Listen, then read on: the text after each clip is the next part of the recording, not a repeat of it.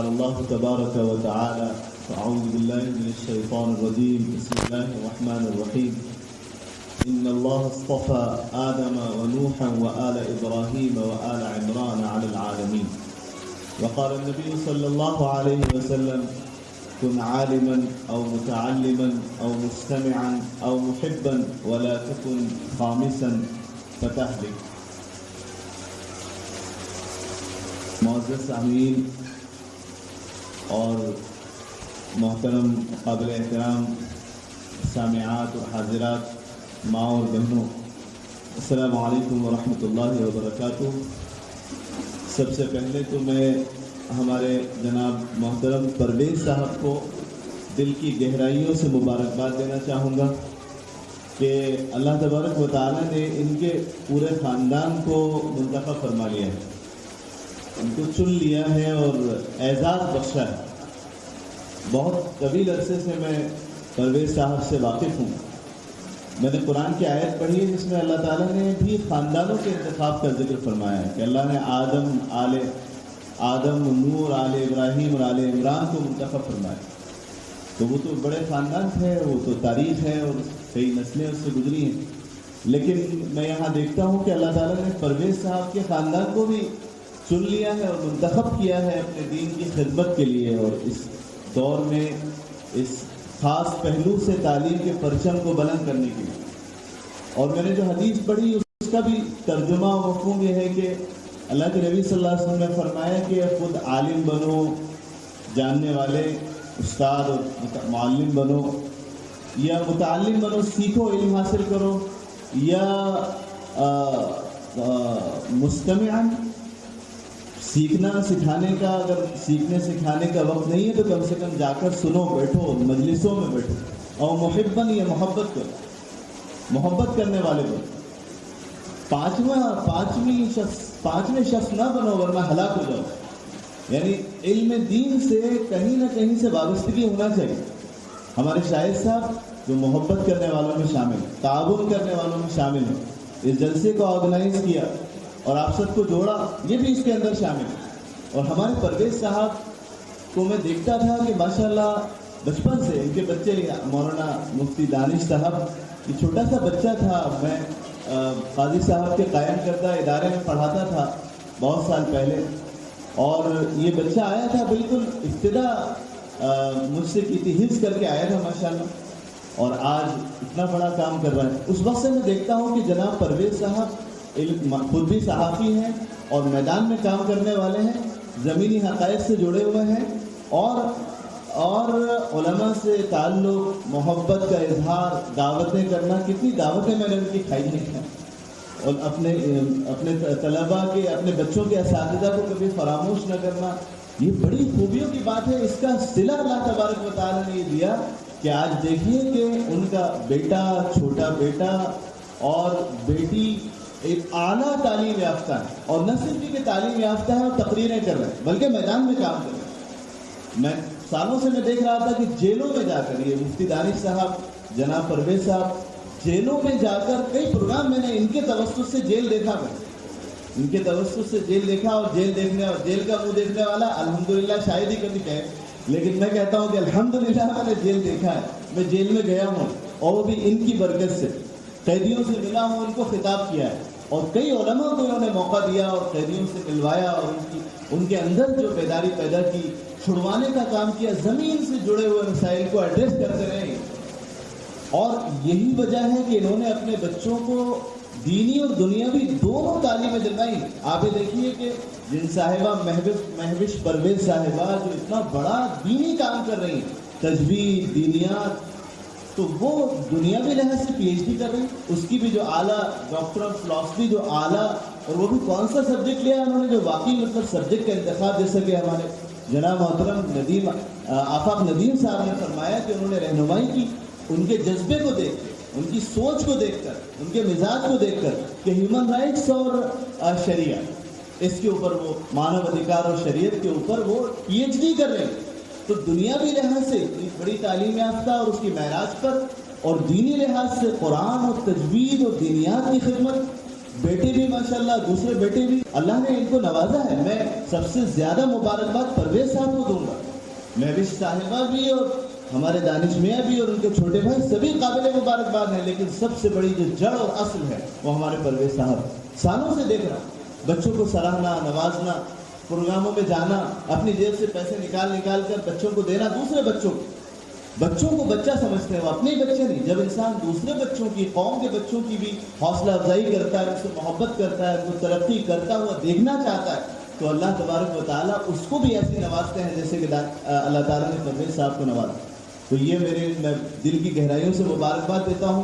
اور ہمارے جناب آفاق ندیم صاحب نے, جناب شاہد صاحب نے, محترم نے, اور جو تاثرات میں نے آن لائن تعلیم کے تعلق سے سنے, ہم نے جو خود جنہوں نے پریکٹیکل اپنا ایکسپیرینس بتایا اور آن لائن ایجوکیشن کو کافی ایڈمائر کیا, اپریشیٹ کیا, تو میں یہ کہنا چاہتا ہوں کہ ایک بات جو کہی جا رہی ہے بار بار کہ ایسا کہا جاتا ہے کہ آن لائن ایجوکیشن جو ہے اس سے کوئی فائدہ نہیں.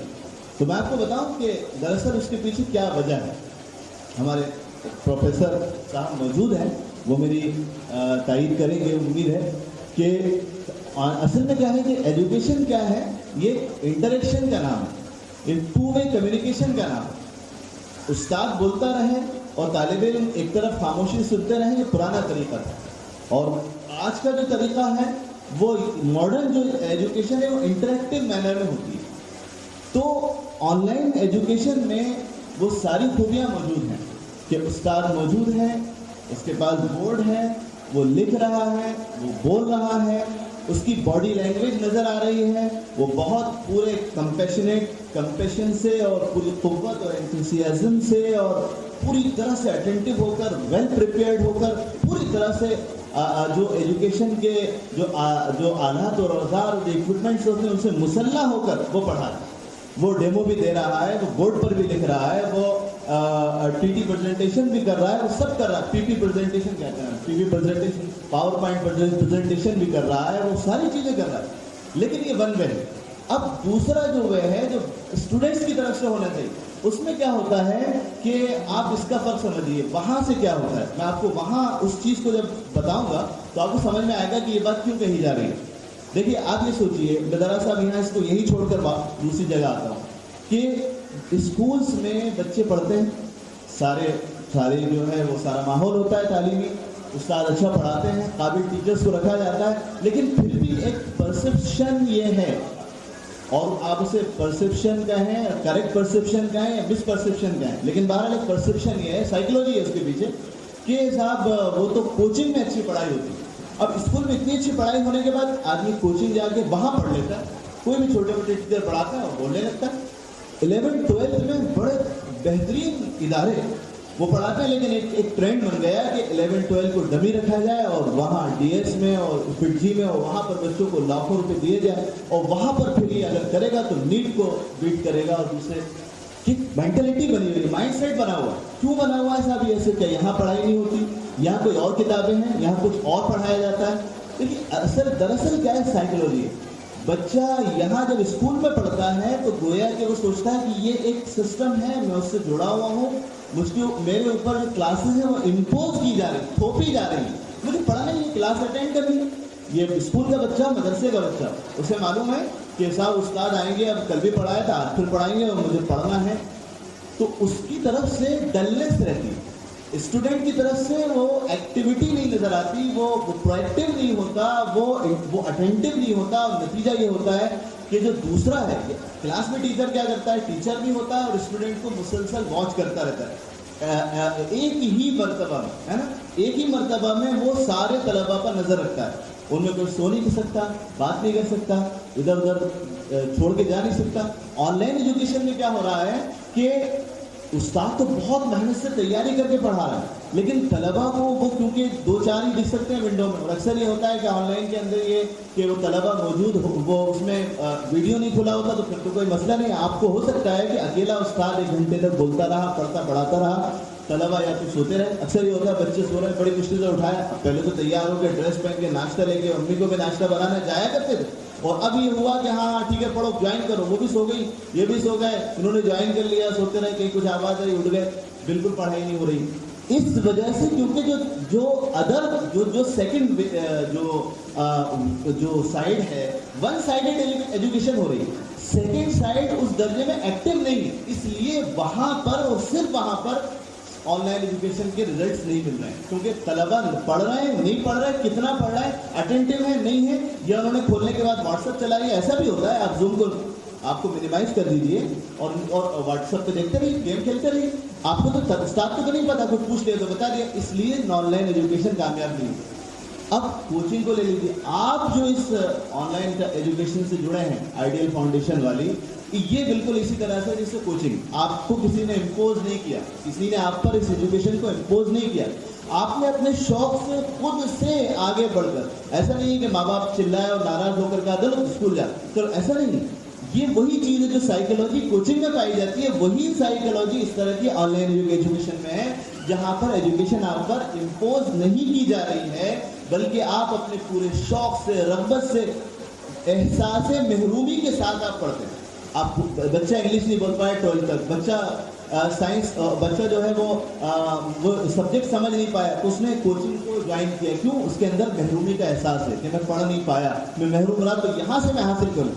اس آن لائن کلاس کو دینیات کی آپ جو چیز آپ کو جوڑتی ہے, موٹیویٹ کرتی ہے, وہ احساس محرومی ہے کہ میں ایک, جیسا کہ ہماری بہنوں نے کہا, یہ ممکن نہیں ہے کہ میں جا کر کہیں تعلیم حاصل کروں. تو ان کا یہ احساس محرومی اتنا بڑا ہے کہ جب یہ آپ کی آن لائن کلاسز سے جڑی, تو جتنا آپ کے ٹیچر اٹینٹیو تھے, جتنا آپ کے ٹیچر بہت زیادہ پرجوش انداز میں پڑھا رہے تھے, اتنا ہی شوق اور رغبت اور بیدار مغزی اور حاضر دماغی کے ساتھ یہ طلبا بھی اس سے جڑے ہوئے تھے. تو یہاں پر وہ کمی جو فزیکل کلاس کے نہ ہونے کی وجہ سے ہوتی ہے وہ پوری ہو گئی, کہ یہاں پر 2 وے کمیونیکیشن بالکل اپنے ٹرو سینس میں امپلیمنٹ ہو گیا ہے. استاد بھی اچھی طرح پڑھا رہا ہے, طلبا بھی اچھی طرح پڑھ رہے ہیں. اس لیے یہ بہت زبردست, بہت اہم موقع ہے. سبھی نے اس بات پر غور کیا اور اس بات پر زور دیا کہ اس وقت کی جو ہماری خواتین کی تعلیم و تربیت کا جو معاملہ ہے, اس سے بہتر کوئی طریقہ نہیں ہو سکتا. ممکن نہیں, اتنا آسان نہیں ہے کہ ہمارے گھر کی خواتین کسی بھی عمر میں بچوں کی موجودگی میں اپنے گھر کی ذمہ داریوں کے ساتھ وہ نکل کر کہیں 1-2 گھنٹے بھی پڑھیں. لیکن ہاں, گھر پہ رہتے ہوئے آن لائن ایجوکیشن کے توسط سے وہ بہت کچھ پڑھ سکتی ہیں. میں نے دیکھا میری اہلیہ بھی ماشاءاللہ پڑھی لکھی ہیں, پڑھاتی بھی ہیں, لیکن اس کے باوجود وہ پڑھتی بھی ہیں. ایک دبئی میں خاتون ہے, ڈاکٹر فرح ہاشمی صاحبہ کی شاگردہ, وہ کلاس لیتی ہے دبئی میں بیٹھ کر, اور وہ یہاں پر پڑھتی ہیں پوری توجہ کے ساتھ. میں نے بھی بہت پڑھایا اپنی اہلیہ کو, اور وہ پڑھتی ہیں, لیکن وہ پابندی نہیں ہو پاتی, وہ ریگولیرٹی نہیں ہو پاتی, وہ محنت نہیں ہو پاتی. میں زیادہ ڈانٹ نہیں سکتا, میں ڈانٹوں گا تو ڈانٹ کھانی بھی پڑے گی. تو وہ میاں اور بیوی کا معاملہ ہے, وہاں تو جھگڑا ہو جائے گا کہ ایسے کیسے بول رہے ہو آپ, تو ہر مذاق کا معاملہ ہے یہ. تو لیکن اب میں دیکھ رہا ہوں کہ اس قدر محنت سے پڑھ رہی ہیں, سارا ہوم ورک کرتی ہیں, رات میں دیر تک بیٹھی رہتی ہیں. جب کلاس ہوتی ہے تو کلاس میں جو ہوم ورک ہوتا ہے, جو سننے کا ہوتا ہے, وہ کچن میں ہوتی ہے, اور کچن میں آڈیو کھلا ہوتا ہے, وہ لیکچر سن رہی ہوتی ہے, پھر ریپیٹ کر لیتی ہے. تو انہیں بہت کام کرتے ہوئے, گھر میں جھاڑو برتن پوچھا کرتے ہوئے, گھر میں پکاتے ہوئے آپ اس آن لائن ایجوکیشن سے بھرپور فائدہ اٹھا سکتے ہیں. جس طرح ایک ڈرائیور کو ضرورت نہیں پڑتی اٹینٹیونیس کی, وہ چلاتا رہتا ہے, دھن میں گا رہا ہے, تو یہاں تک کہ نعوذ باللہ شراب پی کے لوگ چلاتے رہتے ہیں. کیوں؟ اس لیے کہ وہاں ان کا کینیستھیٹک سسٹم کام کرتا ہے ڈرائیونگ کے اندر. وہ وہاں پر جو ہے وہ 6 سینس پر چڑھی ہوئی ہے ڈرائیور, خود بخود چلتی رہتی ہے. اسی طرح سے جو گھر میں ہماری خواتین پکاتی ہیں, ان کا بھی چھٹی اس پہ پکتا رہتا ہے کھانا. ان کو خود ہاتھ چلا جاتا ہے نمک کی ڈبی پر, اور شکر پہ کہاں جانا ہے, مسالہ کتنا ڈلنا ہے, اس کے لیے دماغ لگانے کی ضرورت نہیں ہوتی. وہ چھٹی اس پہ چڑھا ہوا ہے, دماغ ان کا پورا اس آن لائن ایجوکیشن پہ ہوتا ہے. پک رہا ہے کھانا, اچھا پک رہا ہے, اور ساتھ میں ایجوکیشن. اتنے دن سے وہ پڑھا رہی ہیں, کبھی کھانا خراب نہیں پڑھ رہی ہے, کبھی کھانا خراب نہیں ہوا کہ صاحب آج نمک کی جگہ شکر ڈالیے, ایسا نہیں ہوا. تو یہ بہت زبردست طریقہ ہے, اور یہ بہت بڑی پہل ہے. آپ اس کو اس میں, اور میں آپ کو یہ بتاؤں کہ یہ پہل اس لحاظ سے بھی بہت اہم ہے کہ یہاں تجوید سیکھ رہی ہیں خواتین. میں آپ کو یہ بتاؤں کہ تجوید کا معاملہ تو ایسا تھا کہ ہمارے یہاں کے, اب کچھ سال پہلے دیکھیں, میں نے خود اپنی آنکھوں سے دیکھا ہے, حفاظ کیا, ناظرہ خان تو دور کی بات ہے, ناظرہ قرآن پڑھنے والے, حافظ اور آگے بڑھیے, عالم اور آگے بڑھ جائیے, قاری صاحب, جو زبردست قسم کے قاری ہیں ان کا یہ عالم تھا کہ انہوں نے تجوید کو اسٹیج کے محدود دائرے میں سیمت کر رکھا تھا. قاری صاحب جب جلسہ ہو رہا ہے تو صاحب کیا قاری ماجد صاحب پڑھیں گے, ایسی قرأت شاندار پڑھ رہے ہیں, زبردست قرأت پڑھ رہے ہیں, لگی نہیں لگے ہم ہندوستان میں بیٹھے ہیں. لیکن جب آپ ان کے پیچھے تراویح پڑھیں گے تو اللہ کی بنا کیا زبردست گڑبڑ کرتے ہیں. کتنی قاری صاحب, تجوید کے استاد, تجوید پڑھانے والے اور زبردست قسم کی تجوید میں مہارت رکھنے والے, اور جب تراویح پڑھ رہے ہیں, خود قرآن پڑھ رہے ہیں تو بہت تیزی کے ساتھ گڑبڑ کرتے ہوئے پڑھ رہے ہیں. یہ عالم تھا ائمہ حرم نے. جب سے انٹرنیٹ عام ہوا, یہ بھی اس کی برکت, انٹرنیٹ کی برکت. ائمہ حرم نے لوگوں کو بتایا کہ تجوید صرف ترتیل اور محفل میں پڑھنے کا نام نہیں ہے, بلکہ خود قرآن پڑھتے ہوئے تنہائی میں تجوید سے پڑھنا ہے. تنہا اپنی نماز پڑھ رہے ہیں تب بھی آپ کو تجوید سے پڑھنا ہے. آپ کو خود قرآن کی تلاوت میں تراویح میں تجوید سے پڑھنا ہے. یہ ائمہ حرم نے تجوید کو اس محدود دائرے سے حدر میں بھی نکالا. اور پھر اس کے بعد یہ ہوا کہ میں نے دیکھا کہ عقل کنواں نے ایک اور بڑا زبردست قسم کے انقلاب برپا کیا. وہ کیا کیا انہوں نے؟ عقل کنواں کے لوگوں نے ماشاءاللہ بہت بڑی یونیورسٹی, کئی مرتبہ میں گیا, عقل کنواں والے مولانا غلام استانوی صاحب, انہوں نے کیا کیا کہ تجوید کو حفظ کے شعبے میں, عالمیت کے شعبے میں اور ناظرہ خواں کے شعبے میں کمپلسری کر دیا. انہوں نے ایک نیا نمونہ پیش کیا. ناظرہ خواں کا مطلب تو یہ ہوتا ہے کہ وہ گڑبڑی پڑے گا, بسم اللہ ایسے پڑھے گا, وہ تو غلط پڑھنا مطلب اس کا حق بن گیا ہے کہ ناظرہ اگر وہ غلط پڑھے اور آپ اس سے کہیں تو کیسا میں حافظ تھوڑی بات ہے, حافظ نہیں ہے آپ, تو آپ کو 100 خون معاف ہے. آپ جو ہے وہ فائر بریگیڈ کی گاڑی ہے, آپ دن قتل کرتے چلے جائیے, کوئی آپ کو 100 خون معاف. یہ عالم تھا. عقل کنواں والوں نے پہلا یہ کام کیا, میں نے دیکھا کہ وہاں کے ناظرہ پڑھنے والے بچے تجوید سے پڑھ رہے ہیں قرآن, اور بالکل صحیح پڑھ رہے ہیں. یہ انہوں نے کیا تو ماشاءاللہ ایک پورے ہندوستان میں انقلاب آیا, جگہ جگہ انہوں نے ساعتیں قائم کی. اور اب میں یہ دیکھ رہا ہوں کہ عورتوں میں تجوید, مطلب جہاں تجوید وہاں بھی تصور نہیں تھا, عورتوں کا بھی عالم تھا کہ وہ خلاف تجوید اور مجہول پڑھنے میں ضرب المثل تھی. جب ہمارے حافظ صاحب پڑھاتے تھے اور کوئی بچہ آتا تھا تو کہتے تھے کہ اس کو میں پڑھا ہی نہیں سکتا. کیوں؟ اس لیے کہ اس نے اپنی امی سے پڑھا ہو, اپنی دادی جان سے پڑھا ہو. بہت سخت غصہ کرتے تھے کہ کبھی کسی عورت سے مت پڑھوائیے. چھوٹا بچہ ہے, اگر آپ نے کسی عورت سے, خاتون سے استانی بھی کو لگا لیا اور انہوں نے اس کو یسرن القرآن پڑھا دیا اور الف لام میم کے 2-3 رکوع پڑھا دی, گیا بچہ آپ کے ہاتھ سے گیا. یہ اس کو سدھارنا بہت ہی مشکل ہے. اس کا پروننسیشن, اس کا تلفظ صحیح کرنا بہت مشکل ہے. یہ اس کی زبان پر غلط چڑھ گیا. تو ہمارے یہاں تو استانی بھی ہے تو غلط پڑھنے کے لیے مشہور. اچھا ہوتا کیا ہے, جیسا کہ بتایا گیا کہ ماں کی گود بچے کے لیے پہلا مدرسہ ہے. تو بچہ 4-5 سال کی عمر میں مدرسے جائے گا, تو کیا 4-5 سال کی عمر تک اس سے اللہ نہ کہلوائیں, آیت الکرسی یاد نہ کرائیں, اس کو کلمے یاد نہ کرائیں, اس کو کچھ نہ پڑھا, تو ظاہر ہے کہ عورتیں کر سکتی ہیں. تو عورتیں اس لحاظ سے, عورتوں کا قرآن کو تجوید سے پڑھنا کتنا اہم ہے کہ بچے کو امی جان جب دادی جان کہہ رہی ہیں اللہ اللہ نہیں کہلوا رہی, اللہ کہلوا رہی ہیں. کتنی بڑی بات. بچہ یہی سے تجوید سیکھ گیا الگ سے. میں آپ کو بتا رہا ہوں, میرا تجربہ اس میدان کا, ہمارے علماء تائید کریں گے, جس نے بغیر تجوید کے حفظ کر لیا اس کے لیے صحیح کرنا ناممکن کی حد تک مشکل ہو جاتا ہے. بہت زیادہ محنت کرنی پڑتی ہے. غلط چڑھا ہوا, ہاں وہ مشق کر کے محفل میں قاری فاسد صاحب کی نقل کر ڈالے گا, اور ایک رکوع پڑھنے میں سدے تو کبھی شریم اور کبھی ماہر المعتلی کو مات کر دے گا. لیکن جب وہ تراویح پڑھائے گا اس کے بس کی بات نہیں. وہ اگر ایسے پڑھے گا تو بھولنا شروع کر دے گا. وہ تجوید سے پڑھے گا تو چل ہی نہیں پائے گا. اس کو یہی کرنا ہے اور ایسی پڑھانا اور ایسی چلتا رہتا ہے. کتنی افسوس کی بات ہے. اس لیے میں آپ کو بہت مبارکباد دیتا ہوں کہ خواتین کو تجوید کے لیے تیار کرنا دراصل ہماری نسل کو پڑھانا. کتنی صحیح بات کہی جاتی ہے کہ آپ نے ایک لڑکے کو پڑھا دیا تو آپ نے معاشرے کے ایک فرد کو پڑھا دیا. ایک معاشرے کا ایک فرد پڑھ گیا, اور اگر آپ نے لڑکی کو پڑھا دیا تو آپ نے ایک نسل کو تیار کر دیا. ایک بچی ایک نسل کو تیار کر, شروع سے ہی وہ صحیح رخ پر لے کے جاتی ہے. تو یہ بات بہت اہم ہے, اور تجوید سے پڑھنا انتہائی ضروری ہے.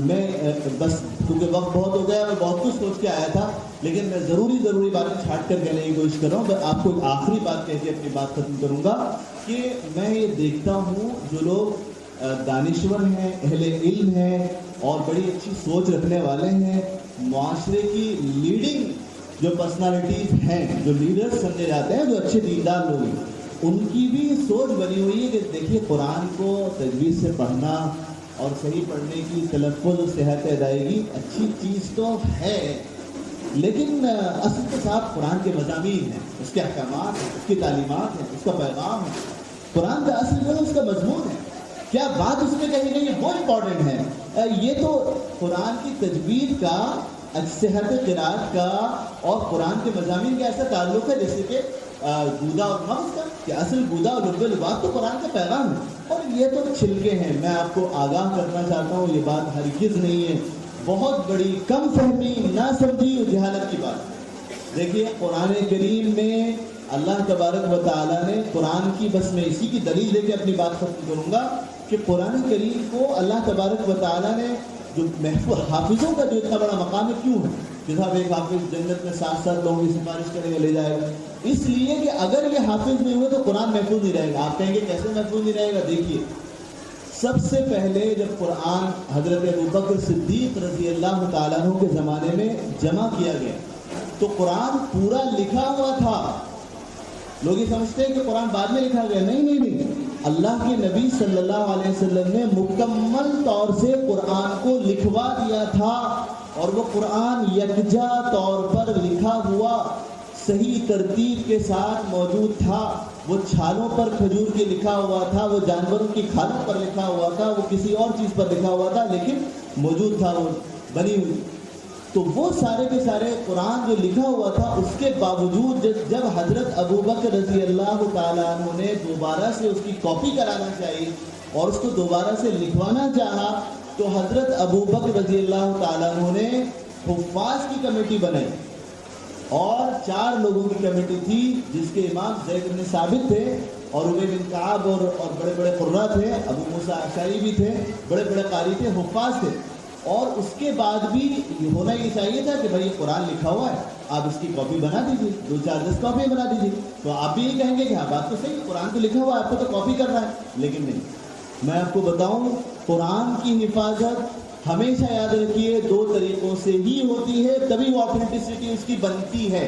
قرآن آتھینٹک ہے 2 طریقوں سے، صرف اس لیے نہیں کہ کتابوں میں لکھا ہوا ہے، اور نہ صرف اس لیے کہ وہ سینوں میں بسا ہوا ہے، دونوں طریقے ابتدا سے قائم رہے ہیں، اور ایک طریقہ کم ہوا تو قرآن کی آتھینٹسٹی ختم ہو جائے گی۔ پہلے ہی مرتبہ جب قرآن لکھا جا رہا تھا حضرت ابوبکر کے زمانے میں، تو قرآن لکھا ہوا موجود تھا، اور لکھنے والے بڑے بڑے حفاظ و قراء تھے۔ پھر بھی کہا ہر آیت کو لکھنے سے پہلے 2 اس کے گواہ لاؤ، جو آ کر یہ کہیں کہ یہ آیت جو آپ یہاں اس لکھے ہوئے سے اس میں منتقل کر رہے ہیں نئی کاپی میں، اس کو کس نے اللہ کے نبی صلی اللہ علیہ وسلم سے سنا۔ ہر آیت کے اوپر 2 گواہ آتے تھے، اور وہ ان آیتوں کو پڑھ کر سناتے تھے، وہ اپنے کانوں سے سنتے تھے، خود بھی حافظ تھے، لکھا ہوا بھی دیکھتے تھے، اور اس کے بعد پھر اس کو لکھتے تھے۔ اس آتھینٹسٹی اور اس اعلیٰ درجے کی آتھینٹسٹی کے ساتھ قرآن عثمان رضی اللہ تعالیٰ عنہ کے سامنے پھر یہ مسئلہ آیا کہ اس کی کئی کاپیز کر کے مختلف ممالک میں بھیجی جائیں۔ پھر یہی طریقہ اختیار کیا گیا، وہی قراء موجود تھے، وہی قرآن لکھا ہوا موجود تھا، پھر بھی ہر آیت پر 2 گواہوں کو پھر لیا گیا کہ 2 لوگ قرآن کی آیت کو پڑھ کر سنائیں گے، وہ آیت یہاں لکھی ہوئی بھی ملنا چاہیے، اور اس کے بعد لکھی جائے گی۔ تو قیامت تک قرآن 2 طریقوں سے چلتا رہے گا۔ تو حافظوں کا اتنا مقام و مرتبہ صرف اس لیے بھی ہے کہ وہ حافظ چاہے بے سمجھے بھی طوطے کی طرح رٹ کے آئے ہوں، لیکن قرآن کا جو دوسرا جو سیکنڈ جو میتھڈ آف اس پروٹیکشن ہے، اس کو وہ فلفل کرتے ہیں۔ اگر یہ حافظ نہ ہو تو قرآن کا جو ایک سب سے بنیادی میتھڈ ہے سینہ بسینہ، وہ ختم ہو جائے گا۔ اس لیے قیامت تک حفاظ موجود رہیں گے۔ تو آپ یہ سمجھ لیجئے کہ قرآن کو جس طرح صحیح لکھنا ضروری ہے، صحیح پڑھنا بھی ضروری ہے۔ اگر آپ نے صحیح نہیں پڑھا تو آپ نے قرآن اس طرح بھی ضائع ہو سکتا ہے کہ لکھا تو صحیح جا رہا ہے، لیکن اس کو صحیح پروناؤنس نہیں کیا جا رہا۔ آپ یہ دیکھیں کہ قرآن کو جو تجوید کے بغیر اگر قرآن پڑھا جائے گا تو جو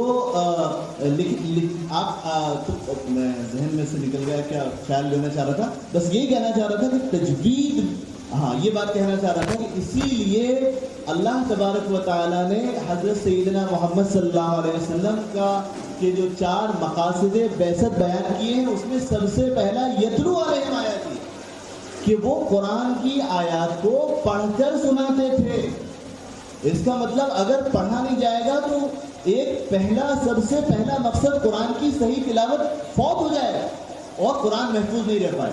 قرآن کے معنی و مفاہیم کو سمجھنا اور اس کے احکامات کو نافذ کرنا اور اس کے پیغام کو دنیا تک پہنچانا اور اس پر عمل کرنا اور اس کے مطابق نظام و معاشرہ قائم کرنا، یہ تو ہے ہی، اور اس کے بغیر تو چارہ کار نہیں ہے. لیکن یہ سب نہیں ہو سکتے اگر تلاوت صحیح نہ ہو، کیونکہ آتھینٹسٹی کمپرومائز ہو جائے گی. اگر آپ کہیں گے صاحب پتہ نہیں کیسے پڑھا جا رہا ہے، کیونکہ تلفظ غلط ہو رہا تھا، اس لیے حضرت عثمان رضی اللہ تعالیٰ نے دوبارہ سے قرآن کو جمع کیا. کوئی کچھ پڑھ رہا تھا، کوئی کچھ پڑھ رہا تھا. تلفظ قرآن کا سب سے پہلا حق ہے.